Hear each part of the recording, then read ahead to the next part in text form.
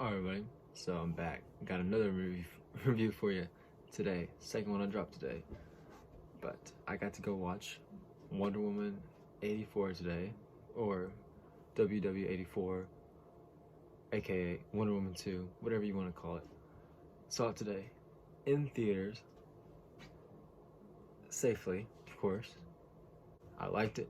I liked it a lot. It's one of my favorite movies of the year, for sure.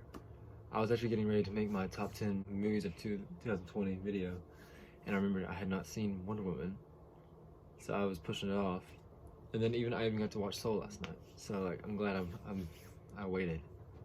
But let's talk about Wonder Woman. I liked this movie a lot, guys. It was so good to be in a theater watching a superhero movie. I guess I hadn't seen one since Spider-Man. Is that right? Unless you count Sonic as a superhero movie. Or Bloodshot. Bloodshot might count as a superhero movie. I guess that one counts. But let's talk about Wonder Woman. I've said that like 3 times now, so let's actually talk about it. Wonder Woman 84 takes place in 1984, of course. Wonder Woman she's now taken a job at the Smithsonian, I believe. I was kind of lost there. I think that's where they were at. I think I heard him say that. And she's kind of like in the research deal. And this artifact comes across, and like everyone just doesn't know where it came from. And there's people that want the artifact. The artifact has powers, that sort of thing. And it's really good. Really enjoyed it. Not gonna lie. I think I liked it better than the first one.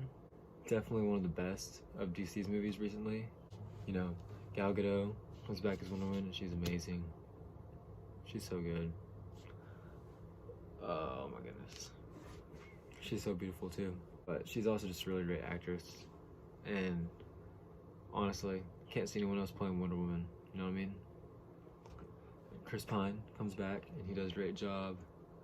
Let me see who else. Kristen Wiig. Oh my gosh, I love Kristen Wiig. She's hilarious. I was so excited when she got casted. I thought it was weird that she was cast in a superhero movie because, I mean, she's mainly like a comedic actor. So it was really cool to see her do something other than just be like a funny person, which she's still funny. She still got some funny parts.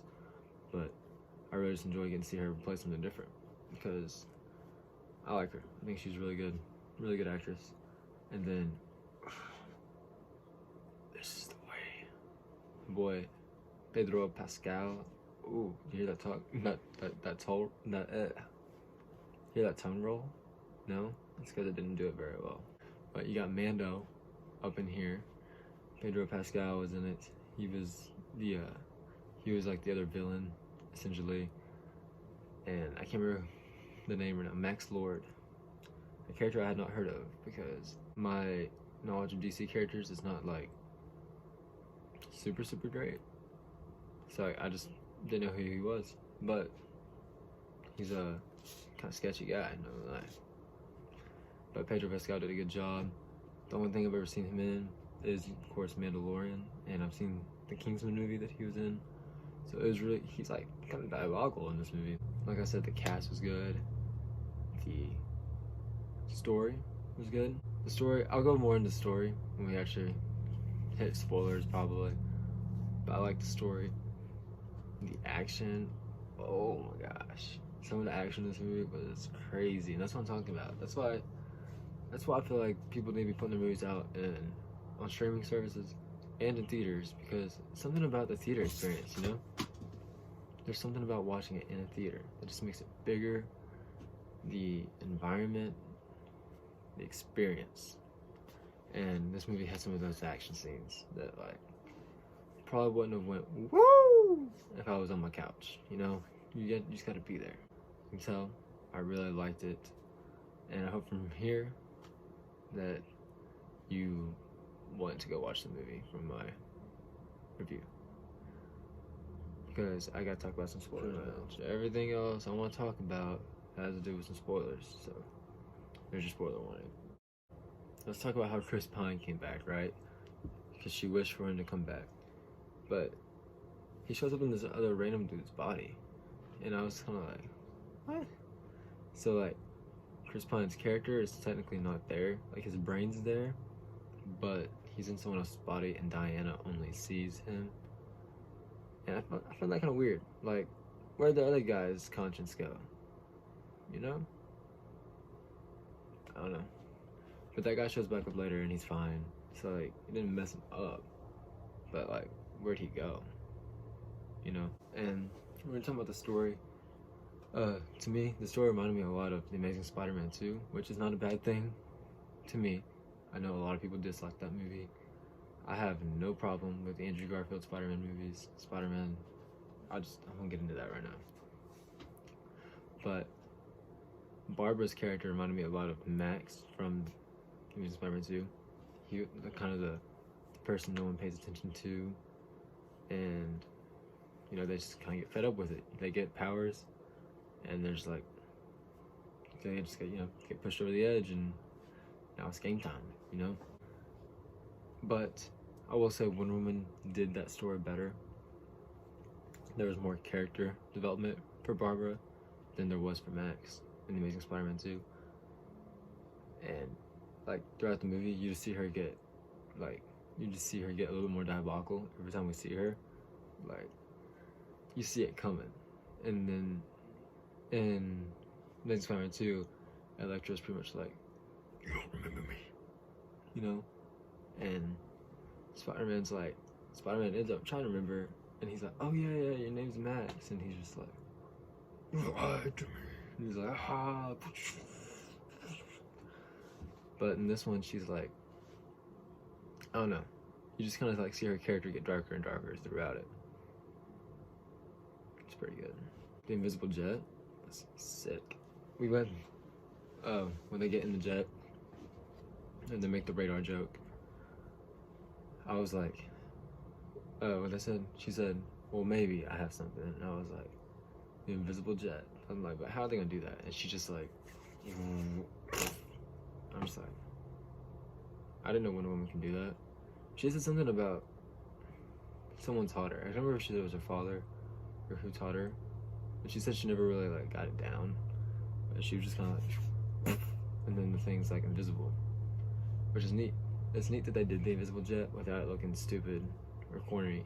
And the special effects with it was really cool. Like what they chose to do with it, like flying through the fireworks, going above the clouds, and seeing the fireworks from above the clouds. It was just like a really neat scene. I liked it. I was also confused because like she's always using her whip, like Spider-Man. Also, that's another thing that kind of looks like The Amazing Spider-Man to me, is when she was using the whip on the lightning. And it reminds me of that scene where it's like all slow motion, Spider-Man's like dodging all those things while Electra's shooting at him. Kind of looks like that. But yeah, I was like, why is she using her whip to swing like Spider-Man when she can fly? Because I've always thought Wonder Woman can fly. But like I said, like I don't know literally every fact about DC characters, so maybe she can't fly. But we got to see her learn to fly in this movie, and it was pretty cool. That scene was also pretty cool. It was also like pretty emotional right before then, so that leading up to her flying was pretty cool. The cheetah, can we talk about the cheetah? Whoa, that was pretty cool, right? That whole scene, which also kind of reminded me of Spider-Man 2, right? They're like fighting like in a place full of power lines, like Spider-Man and Max do at the end. That's how they end up killing Electro, or sending him into the MCU. We don't have to talk about that right now. But yeah, and then like the water thing, I thought they were killing her when the thing was about to hit the water, and she's like, renounce your wish. She's like, I can't. She's like, oh, well, I'm sorry for this. And she pushed her under. I was like, she just killed her, but it didn't kill her. And she survived the movie. And my roommate, we went to go watch this. We have a theory that maybe she didn't renounce her wish, because we never saw her say it. Maybe she did renounce her wish. Maybe she just renounced some of it or something. Because we never saw it. And she's kind of a really cool character to like just kind of be a one-off, not bring back. And this taking place in 84. If she did not renounce her wish and she's still like Diana, she most likely doesn't age. So if they decide to make a movie in the present, she could still be there. And then Diana would be like, what? But if that's not the case, at least just survive the movie. We're not gonna kill anybody off, you know? Speaking of, Pedro Pascal didn't die either. They let him live. Which was kind of like not a very cinematic ending, since she kind of defeated the cheetah and then he was the main person next. They didn't really fight or anything, so it wasn't very cinematic, but it was more on the emotional side. Just because you saw him calm back down and get real worried for his son, like, I have to save my son.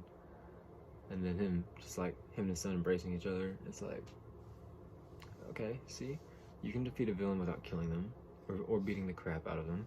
Just tug at their heart a little bit, but you just have to hit the right spot, you know. I mean, he's probably stuck in jail, you know. They didn't really show that, but I mean, he's probably locked up.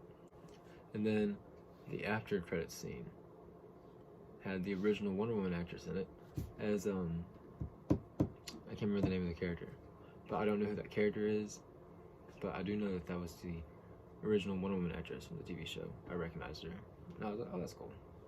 So I don't know if they're planning on doing something with that, or if that was just like a one-time cameo type deal. I feel like I've touched all the big things. If I missed something, comment, ask me about it. I'll tell you what my opinion was on it. But yeah, I enjoyed it a lot. Out of 5 stars, I'd rate it 4, 4.5. I mean, I really enjoyed it. But as I said, I'm making the top movies of 2020 list video that should be coming out pretty soon because there's not much 2020 left. So stay tuned for that and see where or if Wonder Woman ends up on that list. Let me know what you thought about the movie as well. Like, subscribe, check out some other movie reviews, check out my reaction to the trailer for this so you can see some of my reactions, and yeah, like, subscribe, comment, all that fun stuff. I'll see you next time.